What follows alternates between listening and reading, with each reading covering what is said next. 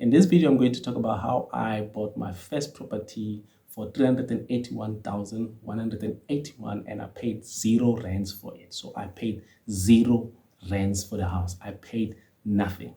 So let me just give you the background about the house, about me. I know some of you know exactly where I'm coming from because I've said it, because I've been quite open about it, but I'm going to put it here so for context sake. So the house was a 3-bedroom house in Protea Glen Extension 29, and I bought the house in 2011. I just graduated from VETS in 2010, and then 4 months later, in April, just before or after my birthday, then I bought a house. I had no family background financial support. One, my mother was and is still a domestic worker, so she couldn't support me financially to put a down payment, get a house. Two, my parents divorced when I was 2, so my dad was never part of the family. No financial support from his side, so I had no family financial support, just to put it out there. And the second one is I wanted to buy a house for my mother, so I can just say thank you for raising us 4 children alone, which is not easy. And then the other one is just to put a family dignity, to say, you know what, we are people as well. We have a good living conditions, because where we lived was bad. There was no running water, there was no electricity, there was no toilet, there was no shower, there was no hot water, nothing. Hot water was even a luxury, so we didn't have that. And then as I was in varsity staying at Rands, all of those were there, they put in place. Immediately every day when I went to a shower, I'm like, I want to have this. Every day when I switch on the light, I want to have a house that has lights. When I have a house that I can just open the tap and then there's running water in the house. It kept on growing in me, and growing in me, and growing in me. And then immediately when I finished varsity, I went straight and I bought a house. And how exactly did I do that? A direct answer would be, I got myself a home loan. But what does it take? What does it take for one to get a home loan? What are the banks looking at? Particularly for a young person like you and me, a 22-year-old, 23-year-old, just graduated university with no financial backing and support from the parents. And we're going to be looking at things that are banks looking for. So they're looking for employment and income. They're looking for affordability. Can you afford this house? They're looking at your credit score. What's your credit score? They're looking at your age and stability. How stable are you? How old are you when you come in to ask for that home loan?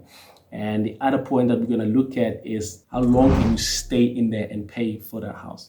Then the last one, who then said, it was my first house. So we'll break all of that in detail. So let's go straight to the video.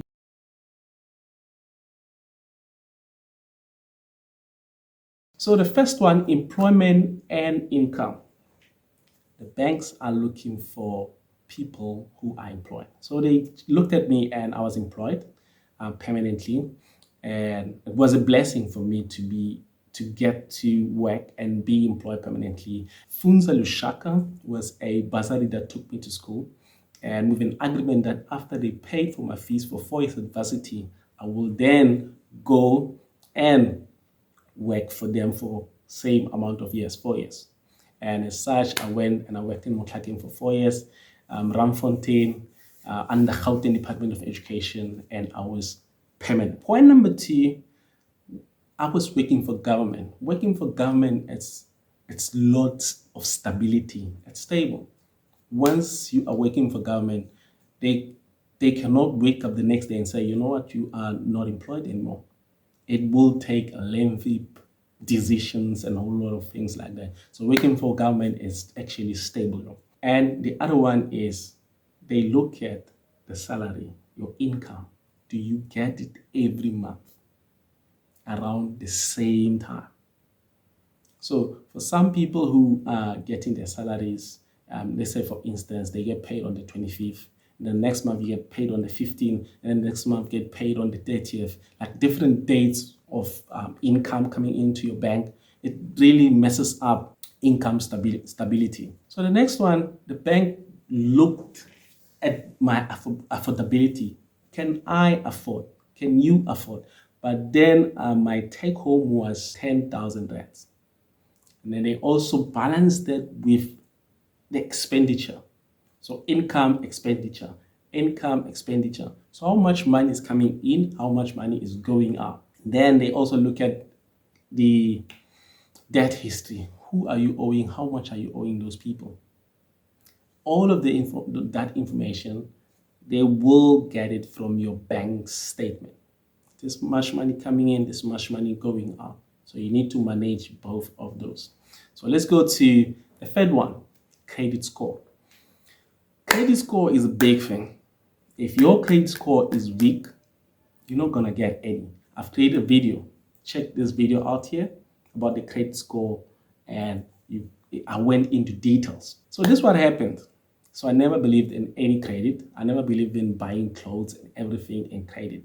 I bought cash. I remember I wanted a cooking stove in my one-bedroom house, back room. And I went there and I bought it cash. I think the stove was about 2,000 and I bought it cash instead of taking in installments and all of that. Because I never wanted, I fear the teachings we got about buying things in credit was not good at all. So I went to the bank and the bank said, no, you don't have a credit score. So I had to go back and I went to Edgar's. I'm not promoting anybody. I'm just telling my story. And nobody's paying me for saying all these names. So I went to Edgar's and I opened a clothing account. And I think my credit said you can take clothes for about 8,000, which was quite a lot of money. And I didn't think I can do that. I wanted to take something that I can be able to pay back. And by then, I was not a big person in buying clothes, buying shoes, buying anything. Even now, still, I'm still not a big person in buying any of those. So I went in, I bought my sisters, my mom, my shoes, stuff, lots of things. I think I bought about 3,000, 4,000 things. And the plan was I would then paid back in 4 or 5 months and hopefully my credit score will be better. Because the advice that I got is if you open a clothing account and you pay it, you manage it well for 6 months, then it's going to boost your credit score. When you come back to apply again for your home loan, it's going to work for me. And I did exactly that, and voila, it worked. It's unfortunate that I spent so many years in school and nobody taught me about credit score. No, not a single person taught me about credit score. I'm not bashing school, but I'm just putting out there that the basic information that I was supposed to have to learn, I did not. Instead, I was taught other things. So let's move to the next one. Age and stability. So age and stability, they're looking at how old you are. By then, I was 23 years old. So any long term will work for me. Like a 20 years term, long term will work for me. 25 years long term will work for me. 30 years long term will work for me. Because if you put 20 plus 30, then it's 53. So it means I will I will pay the house just before I retire at 60 or 65. So it was good for me.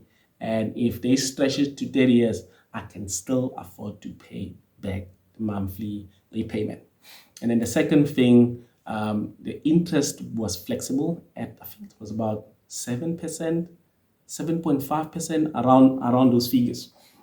And working for government there's a lot of benefits working for government. I remember when I worked for government, I was paying back 2,700, but initially I decided to pay 1,000 more all the time, 3,000. I paid 3,700 because I wanted to pay the house quickly and just wash it. That's what I wanted to do initially. So I was paying 2,000. They said the required minimum payment was 2,700. And I had employer allowance, home allowance for 1,000. So that means I paid, from my side, I put in 1,700. And the employer put in 1,000. So those are the benefits that we're looking at. That's why working for government is so great. And then the other thing is I didn't change jobs. Changing jobs, it's good. It's a lot of growth, a lot of learning, whole lot of things. But changing jobs often, it doesn't work for you because you're not stable. You're always moving. You're always. So if you stay in and you're permanently employed, then that works for you. For instance, I know quite a few of my friends, they're working contract jobs and they're going like 5 figures per month. 5 figures per month. They get a lot of money. But when they go to the bank and apply for a home loan, they cannot even secure a 200,000, 300,000 home loan because they are working, they're contract workers, even regardless of how much they're earning, but they're contract workers, and then as such, the banks cannot offer, they cannot give them a home loan. Long term. I spoke about long term, but what we need to know is that the shorter the long term, the more money you're going to pay monthly.